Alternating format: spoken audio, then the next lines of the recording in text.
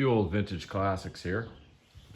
This is a 1990 Colnago Master Plus. PIU, I think they called it in the day, which is Italian for plus. This one's all steel, and you can see get some pretty beautiful lug work. Colnago all etched in the lugs, and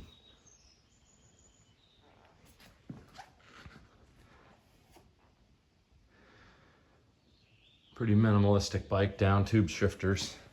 This was 1990. This was absolute top of the notch. It's got Dura Ace, which is for the Italian purists. This is something that a lot of the Italian teams shifted to in the mid-90s, just because of reliability, and the mechanics, I think, could work on them better and faster, more readily parts available more readily. This is the 7400 series, which, in keeping with everything older and vintage, you can see that it's actually, the Dura Ace is actually etched in. You know, that's just a detail that they did back in the day. The hubs, they actually etched Dura Ace into the hubs. They etched it into the brakes instead of just a decal, which is typically what is done these days with just about everything. They were about making the bikes not just fast and beautiful, but also beautiful. And it's a pinched top tube. The top tube is pinched, which is pretty amazing. This bike's not immaculate. It's been raced and kind of beat up and pounded up. But she's a beauty. Down tube shifters, you know, that's what everybody got away from immediately, because one of the best innovations in cycling was obviously putting shifting on the levers. Probably one of the greatest advancements in cycling, next to clipless pedals. But it's pretty incredible to ride a bike with down tube shifters, and the Dura Ace is even etched into the down tube shifters. It's just retro, and I suggest to anybody who hasn't tried it before to do it, because it's pretty incredible. This one's got an old school quill type stem. Again, something that they moved away from for reliability and less flex. And this one's got clipless pedals, of course, because I'm not so old school that I'm going to ride great big chain strap, pedal straps and all that foolishness. But so this one's a 1990, and then if we move in, so that's Italian built. Then if we move into the France, we move into the look lugged. So this one here, as I said, is all steel, pure steel everywhere. Now this one moves into, this is a 2002, and it is lugged, aluminum lugs into carbon tubes. So there's a bonded epoxy in there, and then the carbon tubes are fitted in, which is, in the day, absolutely technologically advanced, amazing. These have the anniversary cerium wheels on it, and again, Dura Ace. Now, instead of being the older 7400 series, this has 7900, which is more of a three-piece crank, and again, we have decals on the side, as you can see. So the Dura Ace is decals instead of etching. Beautiful bike, made in France, all handmade. These bikes, this is back in an era when not only were they looking for a functionally flawless bike, they wanted them to be beautiful as well. This one's handmade in Italy, and this one's handmade in France. And again, they wanted the bikes to be beautiful as well as functionally flawless. So yeah, and then we move on to the year 2000, sorry, this is a 2000. Again, a Colnago, made in Italy, handmade. This one's got lugs as well, but the difference with this one and the look is that this was aluminum into the carbon.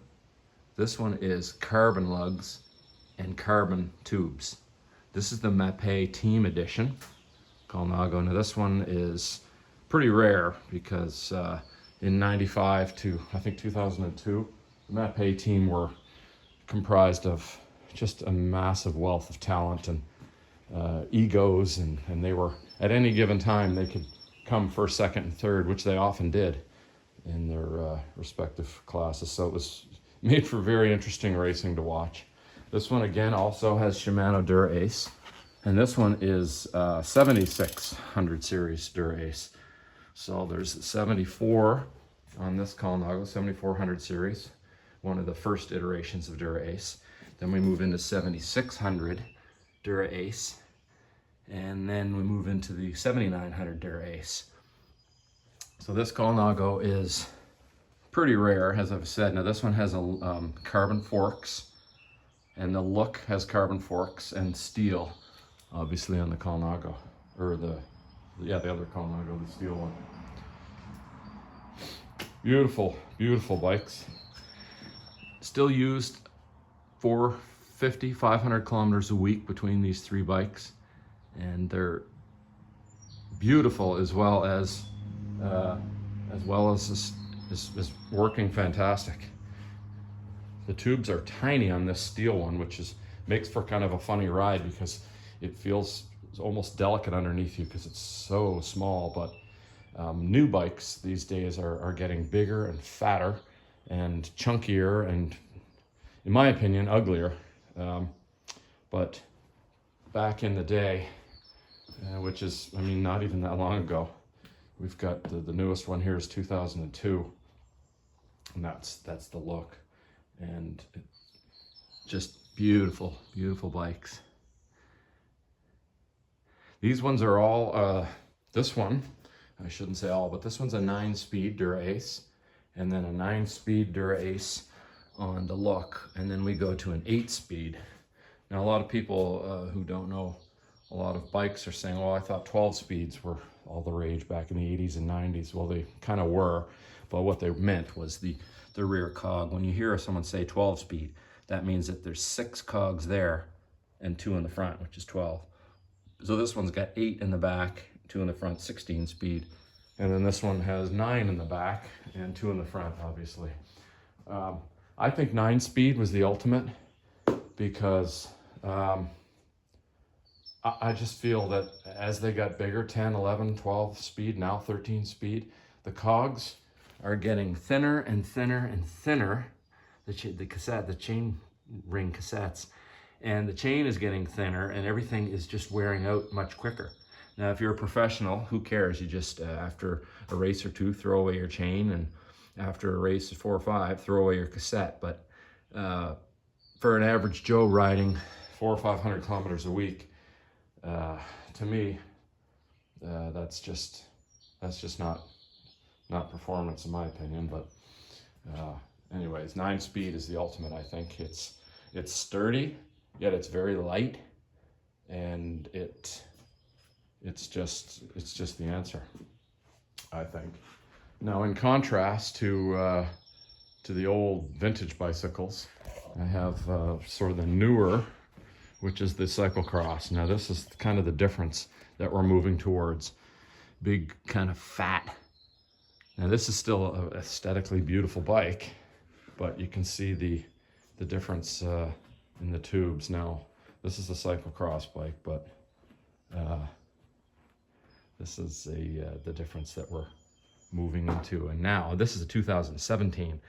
So now if you look at the bikes, they are just gigantic, big blobs of rolled carbon. And for the price that they're charging for new bikes, you're getting lighter, more fragile, more delicate sort of machines that have massive chain rings on the back, great big, I mean, this big gear here, my God, we're going to practically frisbee-sized chain rings, which there's got to be a point where it's just getting ridiculous in my mind. But so this is a 2017, and this is for mud and dirt and gravel, even though it's clean right now.